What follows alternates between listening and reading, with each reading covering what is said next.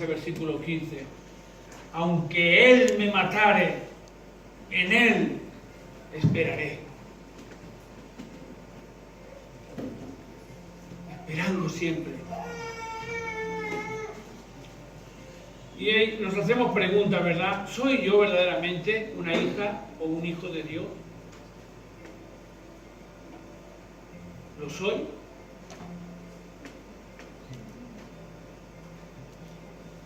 ¿Me someto yo al sufrimiento? ¿Estoy aprendiendo yo de la obediencia? Las correcciones del Señor son garantía de nuestra adopción. Las correcciones del Señor son unas garantías de que Él nos ha adoptado a su familia. El olivo. Nosotros somos, dice el apóstol Pablo, el injerto en el olivo verdadero que es el pueblo judío. Dios nos ha adoptado. Y las correcciones del Señor en nuestras vidas, y nosotros pasamos penuria, sufrimiento y nos educa, eso es la garantía de que hemos sido adoptados. Somos hijos de Dios. Tenemos que aprender de la obediencia, tenemos que someternos al sufrimiento. A veces decimos, yo me someto a Dios y lo hago, Señor, por ti, tú lo sabes. En oraciones muchas veces lo oigo, muchas veces, no una vez, muchas, de diferentes personas. Y yo me someto a ti, Señor, porque tú sabes que yo es por ti, porque yo a los hombres no. Y yo pienso, ¿qué se piensa? ¿Que yo me someto a quién?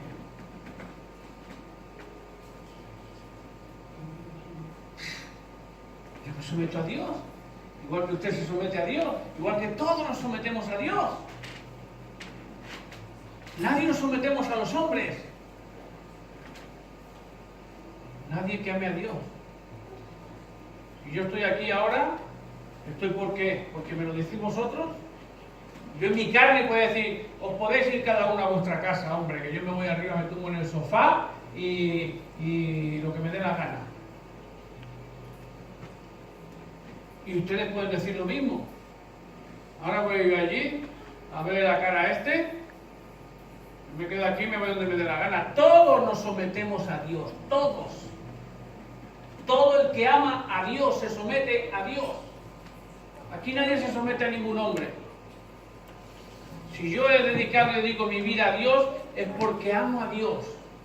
Si yo me he sujetado todo mi tiempo y mis años de creyente a la iglesia del Señor, a mis pastores, a mis líderes, y he estado en el servicio del Señor, no es porque tenga miedo a nadie, ni nadie me ha pedido nada, ni aquí no hay fichero, como digo yo, ni esto es la policía, no se va mirando a nadie, es porque me sujeto a Dios, porque amo a Dios. Aquí todos nos sujetamos a Dios, porque amamos al Señor. Aquí nadie se sujeta a nadie de nosotros. Aquí estamos los hijos e hijas de Dios. Por eso estaban entre nosotros y se fueron, porque no eran de nosotros. Porque miraban las cosas del hombre, porque miraban las cosas no tenían la mirada puesta en las cosas de Dios. Y muchas veces viene mucha gente a las iglesias y seguirán viniendo. Y a lo primero todo será muy bonito, pero cuando el Señor empieza a cribar, cuando el Señor empieza a ponerte las cartas sobre la mesa, cuando el Señor te dice, ¿quieres ser mi hijo, mi hija? Santidad. ¿Quieres ser mi hijo, mi hija? Apártate del mal. ¿Quieres ser mi hijo, mi hija? Salmo 1. Y ahí empieza la cosa a ponerse ya, ¿verdad? Y dice, uy, pero yo vengo de aquí. Y ahora aquí hay que pasar el sufrimiento y luego tendremos la recompensa. Porque si fuera a pasar el sufrimiento y estar toda la vida en sufrimiento y morirte en sufrimiento y todo, pues entonces yo no lo quiero eso, ¿eh? No. El Señor te hace pasar, pero hay gozo, hay paz. Y luego vienen los momentos de alegría, y vienen cuando viene la satisfacción. Yo lo comparo muchas veces como el que entra en un embudo, ¿verdad?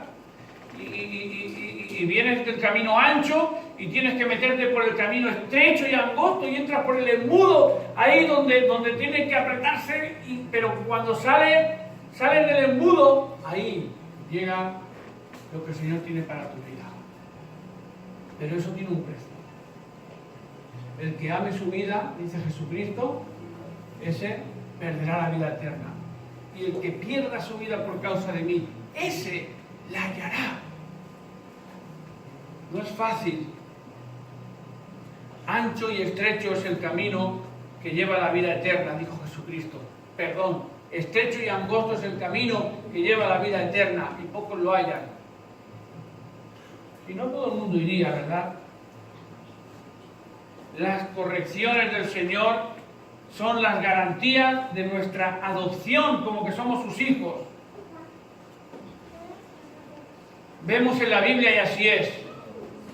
Hubo un hijo de Dios sin pecado, ¿verdad? ¿Amén? Pero no hubo ningún hijo sin sufrimiento.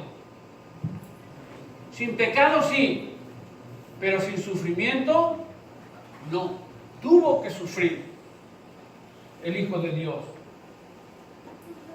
Así que como Dios no corrige sino a los suyos, todos los que son suyos, nosotros tendremos que sufrir también de alguna manera, y tenemos que considerarlo también esto como un favor que nos está haciendo el Señor pasando por estos momentos complicados en la vida, porque Dios nos está enseñando y tenemos que verlo con los ojos espirituales. Señor, aunque esté pasando por este momento, yo no lo entiendo.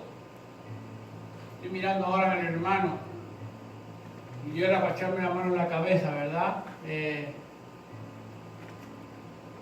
hermano, me olvidaste tu nombre, Raúl, que me voy,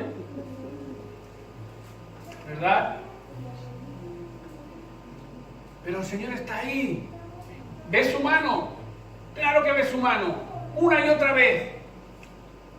En el sufrimiento, en los momentos difíciles, aquí, allí, cuando no hay salida, pero tú estás confiado y el Señor, ¡pah!, te da una. Y aquí, ¡pah!, te da otra. Y uno va creciendo la fe sabiendo que no estás solo.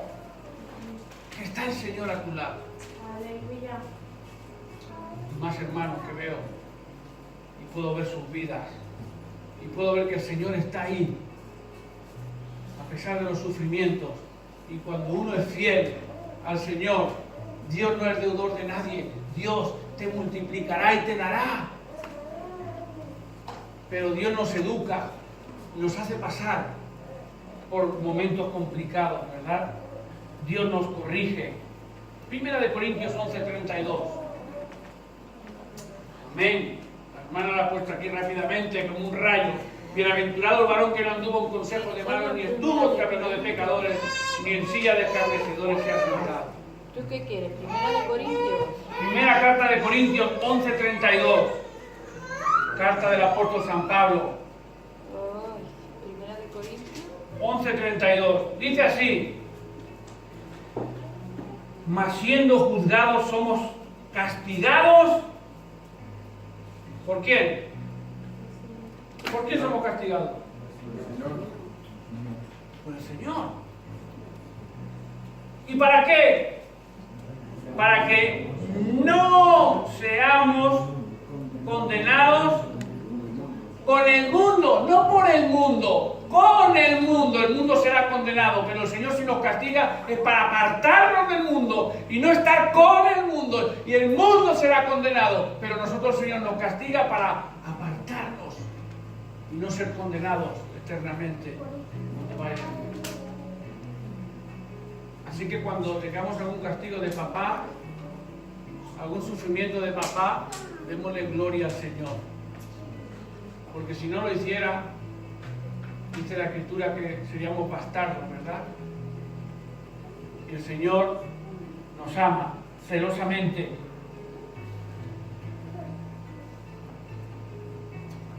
Un testimonio de un hermano en la fe. Dice: él en una carta: yo doy mi testimonio de buena voluntad de que yo debo más al fuego, debo más al martillo y a la lima que a cualquier otra cosa en el taller de mi Señor. A veces me pregunto, si es que yo he aprendido algo, a menos que haya sido por la vara del Señor. Cuando mi escuela es más oscura, entonces es cuando más veo. Cuando pasamos por sufrimientos, cuando pasamos por momentos muy complicados, cuando la escuela es oscura en nuestra vida, es cuando más podemos ver que el Señor está con nosotros y aprender. Aleluya. Martín Lutero, y finalizo: nunca conocí el verdadero significado de la palabra de Dios hasta que vine a la aflicción. Siempre he hallado que era la aflicción mi mejor maestra. Dice Lutero. A veces, y muchas veces, cuando pasamos por los problemas, los cristianos, es porque el Señor quiere enseñarnos algo. Así que estemos dándole gracias al Señor cuando pasamos por problemas. No seamos quejosos. Ay, a esto, y ahora aquello, y ahora por qué. A veces somos quejosos, todos. En vez de meternos en el espíritu y decir, bueno, el Señor sabe, Señor, tú sabes por qué estoy pasando estos momentos. ¿Qué tienes que enseñarme, Señor? Yo quiero amoldarme a ti, yo quiero aprender de ti, Señor. Yo lo acepto. Dime lo que quieres que aprenda.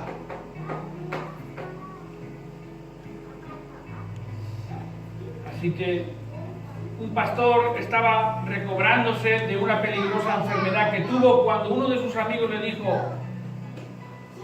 pastor, aunque Dios le está restableciendo de esta enfermedad que lo ha llevado casi a la muerte, pero va a tardar mucho antes de que usted pueda volver a recobrar fuerza para volver a predicar igual que antes. Y el pastor respondió: pues mira, está usted equivocado, amigo mío, pues estas 6 semanas de enfermedad que el Señor me ha permitido me han enseñado más teología que todos mis estudios pasados en 10 años. Y es que a veces el Señor